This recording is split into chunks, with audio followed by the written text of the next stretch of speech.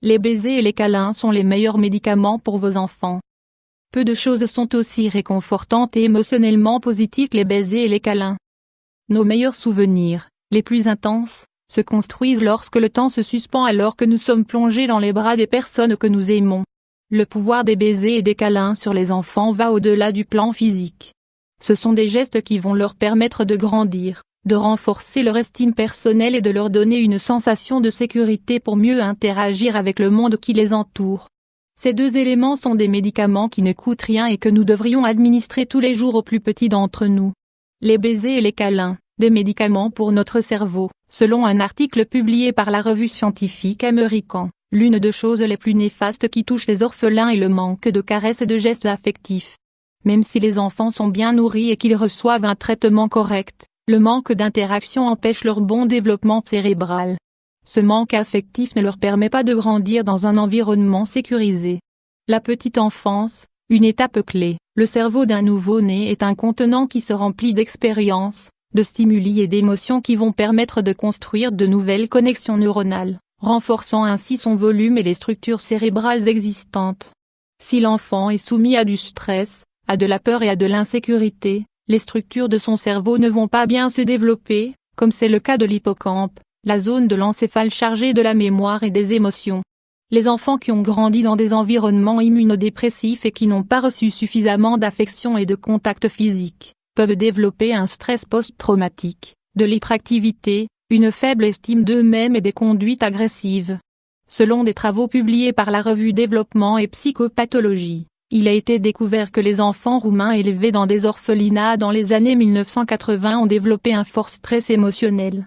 Ce stress a pour origine le manque d'affection dont ces enfants ont pu souffrir dans ces orphelinats tristement célèbres. Ils ont tous développé une forte concentration de cortisol dans leur sang, notamment dans la zone de leur cerveau. Cet effet est très néfaste sur les nouveau-nés qui ont passé les 8 premiers mois de leur existence dans ces conditions. Pour ceux qui n'ont passé que 2 ou 3 mois dans ces structures et qui ont été par la suite adoptés par des familles affectueuses et enrichissantes, il a été observé que l'effet avait pu être inversé.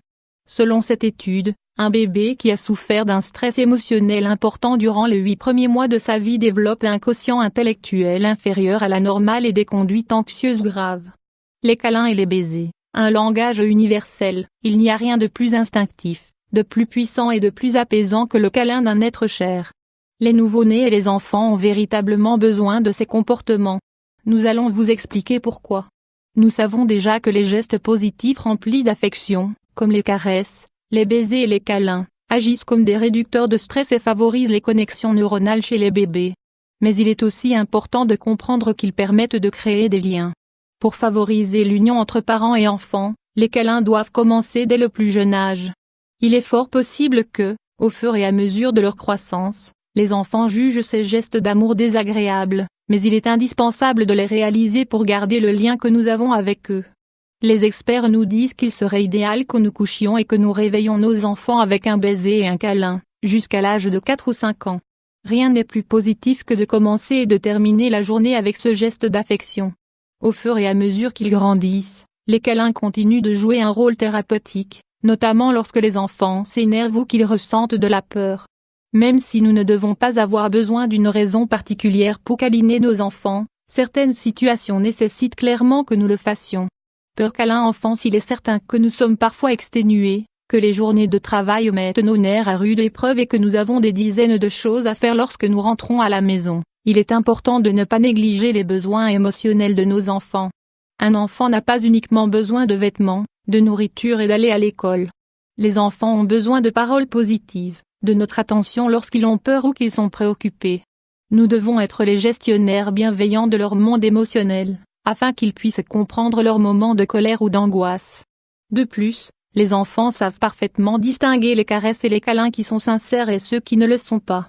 N'oubliez jamais de consacrer du temps et de l'amour à vos enfants. Un geste d'affection envers un enfant compte toujours plus lorsqu'il vient de ses parents. Nous devons être les artisans de ces instants magiques qui seront à jamais gravés dans leur mémoire. Avez-vous pris vos enfants dans vos bras aujourd'hui? N'hésitez pas à le faire. Même s'ils sont déjà adolescents,